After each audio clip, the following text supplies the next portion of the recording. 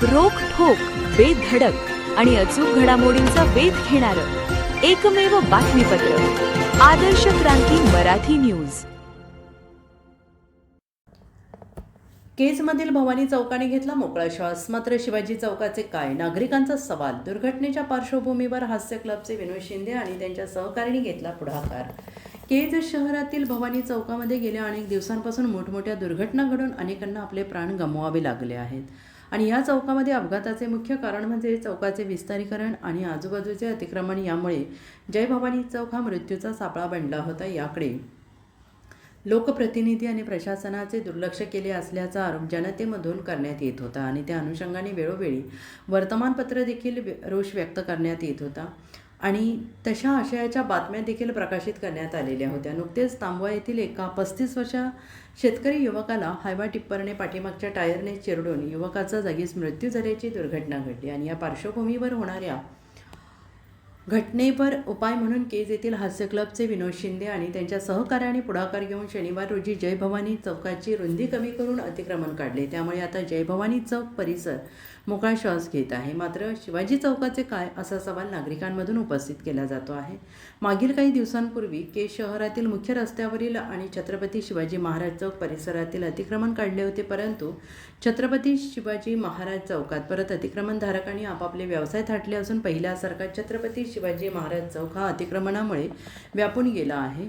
छत्रपती शिवाजी महाराज चौकामध्ये छोटे मोठे अपघातही होतच असतात। शिवाजी महाराज चौकात अतिक्रमणाबरोबरच अवैध प्रवासी बिनधास्तपणे सुरू आहे आणि याला नेमके अभय कोणाचे, अशा संतप्त प्रतिक्रिया उमटत आहेत। तर या चौकात वाढलेल्या अतिक्रमणाचे करणार काय?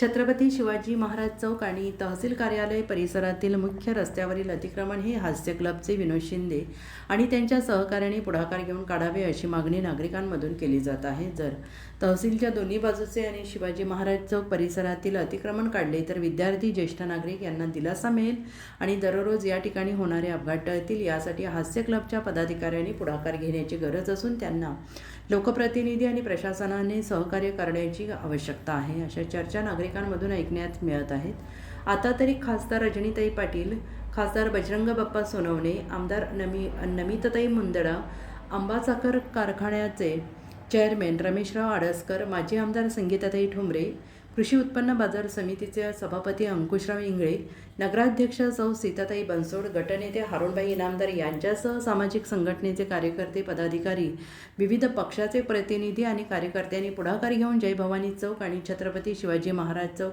परिसरातील अतिक्रमण काढून दोन्ही चौकाचे नूतनीकरण करून सुशोभीकरण करावे। तसेच उपजिल्हा रुग्णालय, बसस्थानक परिसर, जय भवानी चौक, धारूर रोड, मंगळवार पेठ कॉर्नर, संत भगवानबाबा चौक, छत्रपती शिवाजी महाराज चौक, तहसील कार्यालय, शासकीय विश्रामगृह, शिक्षक कॉलनी यांच्यासह मुख्य गतिरोधक बसवण्यासाठी आणि HPM कंपनीने शहरातील मुख्य रस्ते लगत केलेली नाली निकामी असून त्यामुळे शहरात ट्रॅफिकचे प्रमाण वाढलेले आहे। सदरील नाली काढून पूर्वीच्या नालीप्रमाणे नाली करण्यात यावी, शहरात वाहनांसाठी पार्किंगची व्यवस्था करण्यात यावी, अशी मागणी जनतेतून जोर धरते आहे।